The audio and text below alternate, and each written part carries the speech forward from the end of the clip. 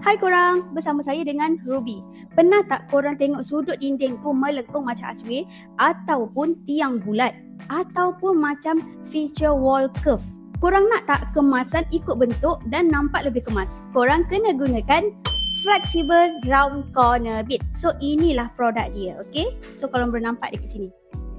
Mungkin ramai yang tertanya apa kelebihan dia. Yang pertama, kalau korang gunakan flexible round corner bit ni, nanti senang untuk ikut bentuk lengkung dan nampak kemas.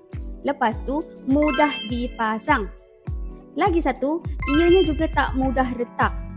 Selepas tu, lepas korang plaster dan cat, hasil dia memang nampak smooth dan profesional. Okay. Jadi kita ada dua saiz, kita ada 20mm dan kita ada 25mm.